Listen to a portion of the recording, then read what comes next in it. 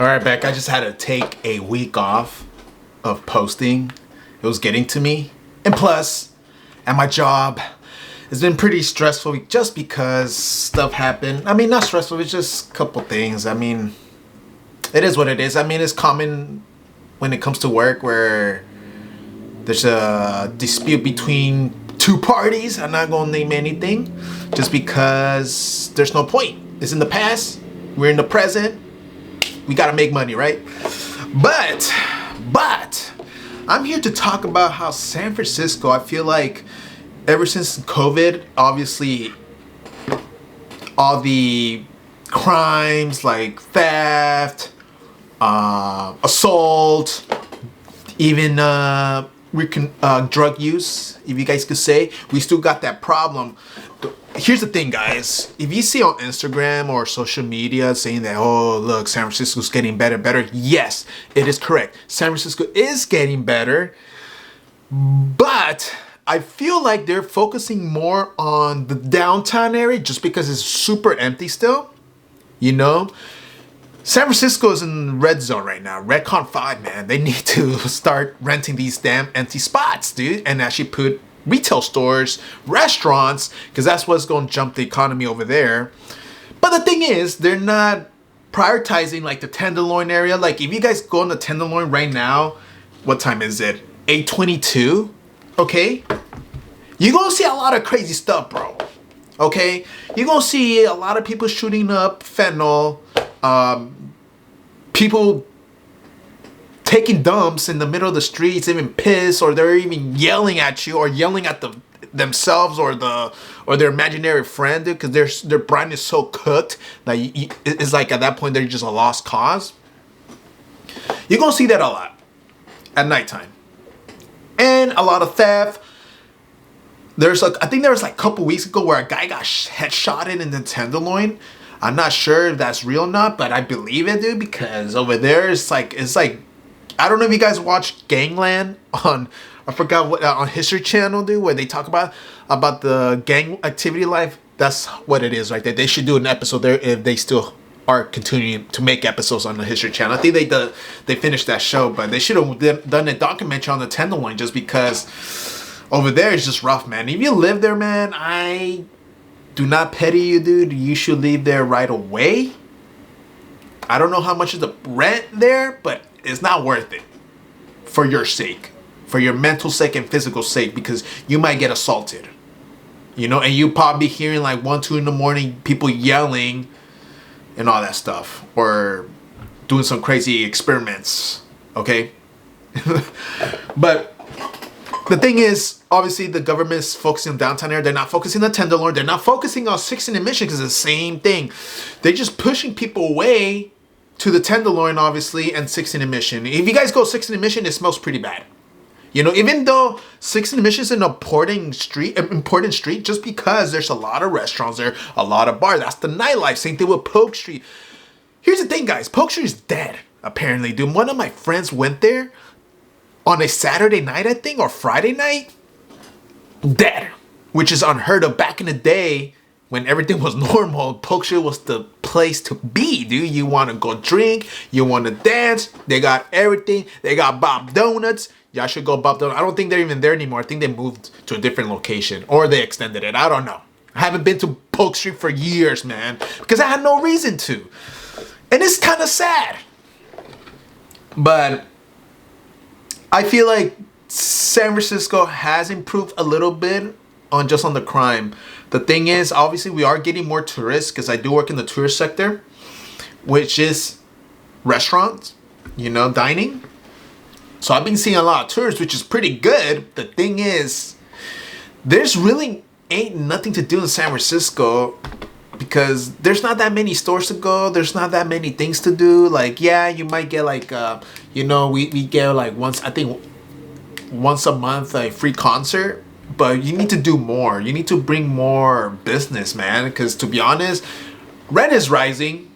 Okay, like I made a video before where you if you want to make it in San Francisco, you kind of have to room it with a bunch of people. You know, Yucateco style, dude, where there's like 10, 15 people in one room, dude. I'm not exaggerating. That stuff really happens. But you gotta do that just to survive here, or live with your parents or family, whatever, right? Because that's the only way you're gonna survive with these rents. Like for me, dude, like for a 2-bedroom apartment, I already paying $4,000, dude, and 200 on a 2-bedroom apartment. All right, dude. My finances are getting cooked right now. But it is what it is, you know what I mean? Like, I'm trying to move out, actually, dude, because I can't do this because I'm not getting anything from here, dude. Like, the laundromats are, like, kind of effing my clothes up. Elevator's not working, you know? The people that bought these apartment buildings, they're a private investment fund, dude. If you guys know, they just buy companies. They try to fire almost every single person, you know what I mean, just to save costs so they could make profit.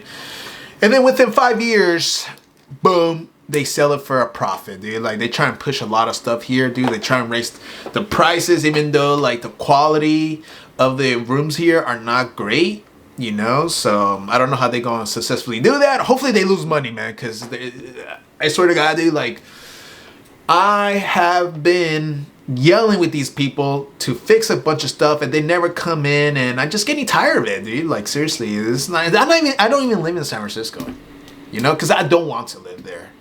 You know, it's crazy out there, dude. I like to live on the other side, which is more peaceful. But that's just my situation, you know? And I'll tell you what, guys. The Bay Area is the best place to even live, dude. You got everything here, bro. Like, different cultures here, you know? Everything is close by. Obviously, we got Muni Bar. They're not the best public transportation, but it does its job. And I could go to San Jose to party because that's where the nightlife is. I just have to go take Caltrain, dude. It literally takes less than an hour to get there. So everything's close by. We got the 49ers. You know, we got Oakland Roots. You know, we got everything here, man. The only problem here are the rent prices here. And obviously with the food and all that stuff. But I feel like hopefully within the couple years, because it's going to take years just to fix this, dude. But hopefully San Francisco gets better and better and better because it deserves it, man. It's a beautiful city, man. It has a lot of history here. You know, I was born here, so I'm being biased here, but I used to live in LA, man. And LA is beautiful, man. Like, there's more Latinos here, like Mexicans do, so I feel like I'm with my people, I guess you gotta call it. But I was born here in San Francisco, dude. Like, I like doing it here. Like, the cycling culture here is really good, man. Like, the community, like, you find actually a decent one though, but everything's good here. It's just a lot of idiots like to do a lot of crazy stuff, you know? And it's unfortunate, but that's with any city, really. Any city. But if you guys want to live in the Bay Area, I recommend it. Seriously, I really do recommend it. You could find a good job here. You know, obviously it's going to be a little bit harder now because they're not hiring as much because of how the economy is. But once you get the job, it's a really good paying job. But the only thing you need to do is not be in debt and actually have your finances on check. Because here's the thing, guys. The reason why a lot of people are struggling, and I tell you what, dude, the people that cry the most are like the computer programmers, pretty much the techies, right? Or even the finance bros. The reason why they're like that is because obviously they have student debt. And that student debt is going to take a long time to pay it off. I don't know how much they're paying a month, but with interest rates, that things keep going up. That's the reason why they can't afford like 2-bedroom apartment or a studio, dude. Like, obviously there's a couple of people that are smart that are actually killing it, you know, and they have their own place. But most of them are literally jobless and they are pretty much working like Chipotle, which is nothing bad about it. I mean, a job is a job, man. Like, seriously, like, I'm not gonna lie, with my job, I mean, I feel ashamed still. But at the same time, I'm like, it is paying me really good and I got health insurance. So why am I being a crybaby? You know what I mean? So, yeah, the key is not to be in debt, but it is possible. You know, I have a bunch of coworkers. There's one coworker of mine. He's from Mexico, dude. I mean, he's been here for a long ass time, and he got his papers, everything legit. And this guy has like 3 properties in his name. investment properties, bro, and he works at the place where I work. If he could do it, anyone could do it. And he's about to buy one in Oakland, dude. A duplex. He's trying to buy it actually, but he's having complication with the owner. But yeah, dude, like if anyone could succeed, dude. Like even me, man. Like obviously, for me, what I'm trying to do is long term, because I do want to buy a house and all that stuff. But the thing is, I have to be honest with myself. What do I have to do? A, save up money, pay all the debt that I have, obviously, and C, maybe go to school, you know, maybe go to community college, man, and then transfer out to save even more money and actually pick a career or a study that will actually pay well, or jump the gun and actually build something, you know. That's the only way we gonna succeed, is to build something or actually go to school, and obviously play smart. That's the only thing, man. Because to be honest, I was telling my friends, like one of my coworkers, I feel like to reach $1 million is gonna get easier and easier within the years. Seriously, man. With all the opportunities, with obviously with stocks and, you know, moving out of the country and actually invest in real estate and even crypto. If you guys like crypto, there's different ways to make money, man, and we kind of have to tap that in, man, because to be honest, we need more than one job to even make enough money. So might as well do something on the side or build a company or something. I don't know.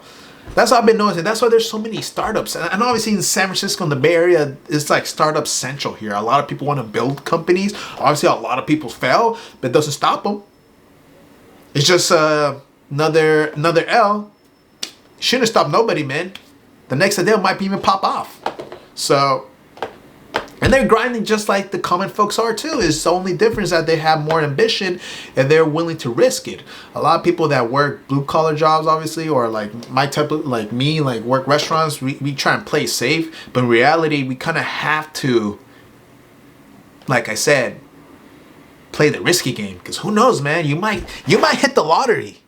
And when you do, it's very rewarding. Seriously. I don't know. That's what I've been thinking lately, man, because I've been thinking about, like, man, dude, like, I'm still young, man, and I feel like I can make something happen. Okay? Hopefully this is motivational for y'all. I just want to talk about it just because, I don't know, this is a topic that I do love to talk about. Like, I don't know, like, I've been burned. This past couple weeks, I've been burned by lies, by my family members. It hurts, man. It really hurts. And I feel like I'm by myself. But it's a learning lesson, and I kind of have the fire right now inside of me that I just want to build something, dude, so I could like help out my family, which is my mom, pretty much, dude. I'm doing all this for my mom, man. I don't care about me, bro. You know, like, I take care of myself. I'm running. I try to eat healthy as much as I can. My job is to take care of my mom, dude. That's all been my mission, to be honest, man, because she's been a lot to me, and I want to repay her back. And I want to prove myself that I could actually do something with my life.